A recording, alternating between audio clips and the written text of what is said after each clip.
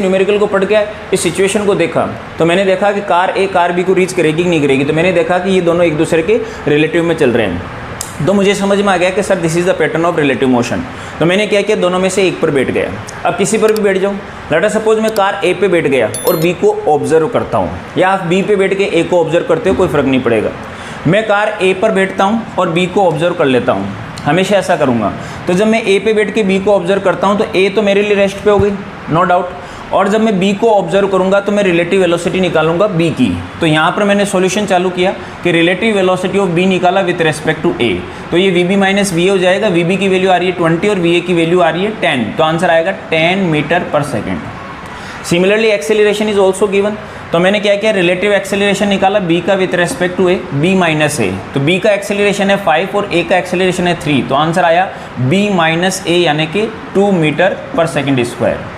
मेरे पास relative velocity भी आ गई, मेरे पास रिलेटिव एक्सेलरेशन भी आ गया। अब मैंने क्या दिमाग लगाया कि सर जब भी ऐसा पैटर्न आए कि क्या ये इसको पकड़ पाएगा, क्या इसको रीच कर पाएगा, तो मुझे पता है कि मैं क्या करूँगा, मैं ये फाइंड आउट कर लूँगा कि ये कार कहाँ से पलटी मार रही है। यानी कि ये कार ऐसे चल रही है और मैं मान रहा हूँ कि कहीं ना कहीं से ये पलटी मारेगी। अब मेरे को ये फाइंड आउट करना है कि ये कार कहाँ जाके पलटी मारेगी।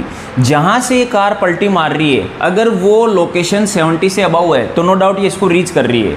और जहाँ से ये पलटी मार रही है, नो डाउट वो अगर 70 से कम है तो इसका मतलब वो उसको रीच नहीं कर पाएगी। तो कॉन्सेप्ट क्या बना कि सर अगर आपको ये फाइंड आउट करना है कि कार ए कार बी को रीच कर रही है कि नहीं कर रही है, तो आप क्या करो, आप सबसे पहले ये सोचो कि पलटी कहाँ मार रहा है, पहली चीज़।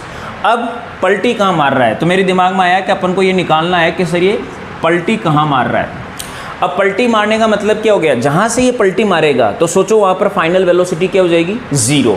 तो मैं क्या करूँगा, फाइनल वेलोसिटी को किसके बराबर रख दूंगा, 0। जहाँ फाइनल वेलोसिटी 0 हो गई, पलटी का मतलब क्या है, ये यहाँ से जाता जाता ऐसे पलटी मारा, ऐसे गया फिर यहाँ रुक गया, ऐसे जाता जाता यहाँ रुक गया और फिर पलटी मारा, तो फाइनल वेलोसिटी 0।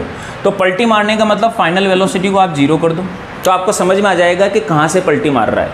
अब मेरे पास इनिशियल वेलोसिटी आ गई, फाइनल वेलोसिटी आ गई, एक्सेलरेशन आ गया, और मुझे डिस्प्लेसमेंट निकालना है कि कहाँ से पलटी मार रहा है। तो मैं इक्वेशन 3 यूज़ करता हूँ, V square minus U square is equal to 2s मैंने निकाला। v हमारे पास 0 है, u की वैल्यू मैंने कितनी रखी, u की वैल्यू 10, 10 का स्क्वायर हो गया 100 is equal to 2a, a की वैल्यू हमारे पास है 2 और s अपन को निकालना है। ये हमारे पास हो जाएगा 2 2 जा 4, यानी कि s की वैल्यू हमारे पास कितनी आ जाएगी, दैट इज़ 100 डिवाइडेड बाई 4 यानी कि 25 मीटर। 25 मीटर। माइनस प्लस में आंसर आ सकता है, माइनस और प्लस बताता है कि